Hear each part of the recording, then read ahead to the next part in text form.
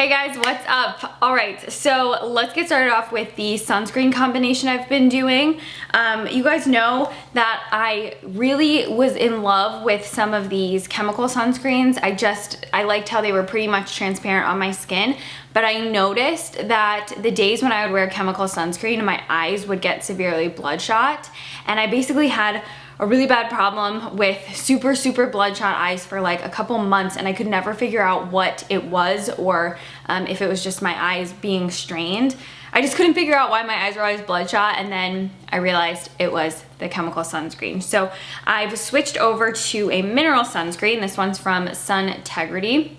Now this is very white and very thick, so to kind of cut it and make it a little bit less white and stark against my skin, I mix in some of the Beauty Counter Dew Skin Tinted Sunscreen. I mix them together and try to heat them up with my hands just so that they're a little bit more fluid and spread around easier. But as you can see, it's still quite light, but you do need to wear a decent amount of sunscreen. So this is a little bit more time consuming. I do have to spend a little bit more time really moisturizing this into my skin. But with the mineral sunscreen being the primary sunblock, I don't deal with my eyes being bloodshot anymore. So to me, it's worth it. All right, so you can see it's not too light, and generally wow. Shut up, Crow. Okay.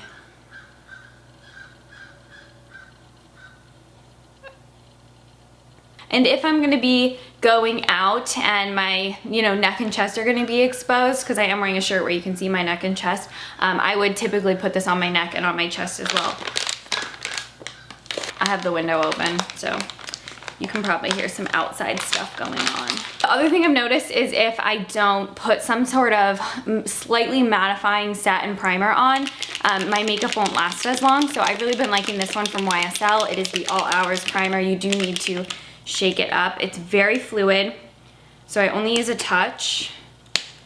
Like I accidentally used a little bit too much right there, but I'll just apply this where my makeup would typically start to break down throughout the day, and where these products make me a little bit more oily, which for me is like the T-zone area, and then just slightly around my mouth. So I just want to make sure that, my makeup can last all day. So I just lightly spread this around the centers. And then I just take a damp sponge and pick up excess product. This sponge doesn't have any makeup on it or anything, but just anything that didn't get fully absorbed, just pick up the remnants. I am truly obsessed with this foundation. I love it. It's the Giorgio Armani Luminous Silk Foundation. I started off with the mini travel size just to see if I was really gonna feel like purchasing the full size. And I got 2 different colors so that I can always create a custom match, just because you guys know I do tend to spray tan. So I got 7.75 and then 8.75. Today I'm just gonna use 7.75 because I do not have any tan. It's just so lightweight, and I feel like every time I wear it, I just genuinely love the way my skin looks, because it doesn't look heavy, but it also doesn't feel heavy, and it just gives me the right amount of coverage, anywhere from light to full flawless. I like the customizability of the coverage of this foundation. And now today I'm just going for something pretty light. I'm gonna go apple picking after I film this. But I don't want to be too made up, and I don't want it to look like a heavy makeup. So I'll just do one nice light layer. You can still see moles and freckles peeking through, which is my vibe. I always like it to look very skin-like and nice and natural. And I'm just using a little sponge. This one's from Spicy Chocolate. And then concealer wise, I have been obsessing over this. It's the MAC 24 Hour Concealer. I purchased it in the shade NC20, which is too light for me. So I got a really dark one in NC43 so that I can create a custom shade match. I thought NC20 would be like a good shade match, but it's just slightly too light and looks a little bit funny. So I take the darker shade and just dot it right under my eyes for some coverage. And then to lighten up the shade, I take NC20. This is practically white. And I just apply this all under my eyes. I also do a little bit of liquid highlight. I've had too much coffee. My hands are shaking like crazy. And then I blend this out with a sponge. And it gives you just a nice veil of medium coverage. Not too heavy, not too creamy either. It's a very nice lightweight fluid concealer. I think it looks good. I don't know. I really like it. I am always obsessed with this quad whenever it's fall and winter. I always break this out of my collection. It's the Dolce Vita quad from Charlotte Tilbury. Obviously you can tell this is my favorite shade, the pop shade, but it's just very rich and smoky, and I personally feel like it's the perfect shades for brown eyes because it's just got a lot of really flattering tones that look good on brunettes. I'm just gonna take a little bit of a bronzer first because I need some sort of, you know, little transition shade and just to set the concealer I put on my eyelid. So I just take it and pull it up into the crease of my eye and blend it around like that. And this is basically just like my go-to look with this quad. So I always take this light shimmery shade and I lightly dust this all over my eyelid just for a little bit of sheen. And I do pull this up into the crease a bit. I know most people don't like shimmery shades in the crease, but I'm here for it. I like that kind of undone look. If you want a more structured eyeshadow look, you don't put shimmers in the crease, but I like a little bit more of an undone, effortless vibe. So I just pull that lightly up there. And then I pick up that beautiful burgundy shade. I like applying it with a fluffy brush because then you just get a little bit more of a hazy blown out look. And I just blend that up into the crease, kind of take it up a little bit higher and really pack it onto the lid, blending it upward. You know, no fuss, no muss. I just like a really blown out, hazy looking eye. I think you'll always look really modern and chic when you just do these messier eye looks that don't look too structured. Okay, and then I take the darkest shade on a more precise angled brush and I use this shade to really smudge into my top lash line just to make it look a little bit more thick, add some definition to my top lash line. And then I take a little bit of the red mixed with the light shade, just back and forth, and pop that right under my eyes. Add a little bit of definition down there. This shadow is the shadow that makes the quad. It is the most gorgeous bronze sparkle, and I just like to pop that right on top, and look how much more wet and reflective it makes the eye look. I'm going to set my face with just a touch of Bare Minerals Mineral Veil. Tone down any areas of the face that are looking a little bit extra shiny, which is usually just the center of the face. I don't like an overly powdered look, but I'm here for a little bit of a satin looking skin in the fall. Bare Minerals in Warm Tan 22, which is a foundation shade, but I've been using it as my bronzer and I am obsessed.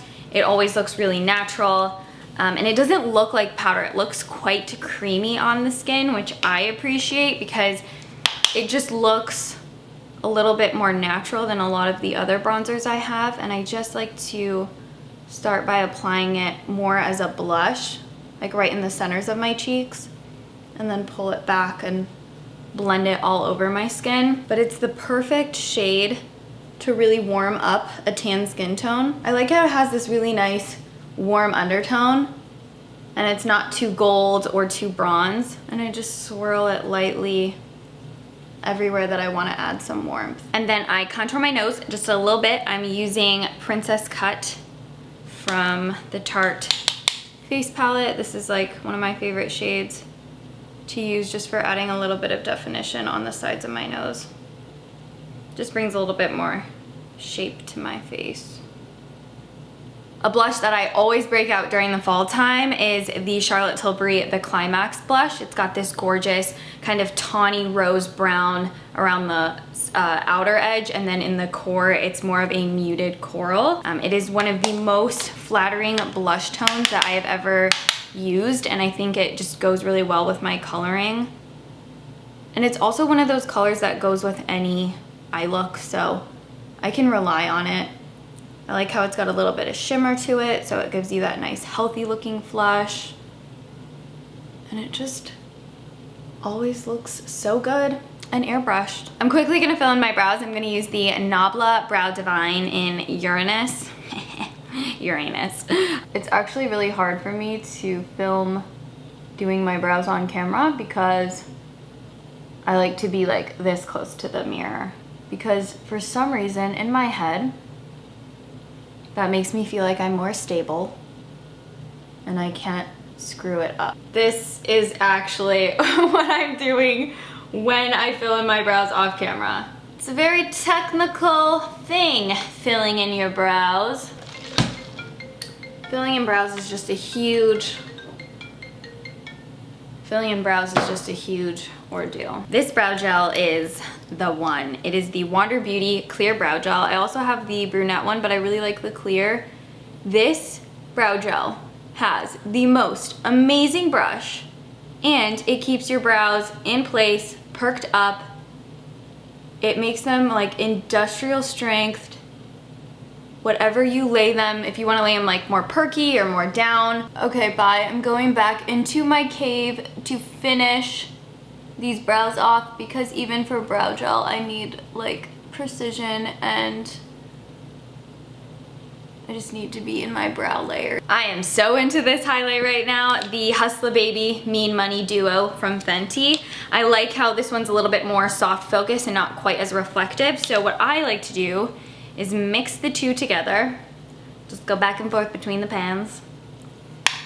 And then lightly dust this onto the high points of my face, just like this. And then you can see that kind of looks stripy. So just take your brush and blend it in this general area. Don't use any more product, but blend it around a bit more, so it just looks like more of a natural looking glow and not like a stripe on your face. We do not want stripes on the face. It looks so good. So natural, so soft focus, not too intense. I'm here for it. Okay, hi, hello, this is amazing. It's called Freck. It is a minuscule product. I can't believe I paid $20 for this, but it's basically a liquid that you can use to make your freckles more prominent or put fake freckles on. It's very long wearing.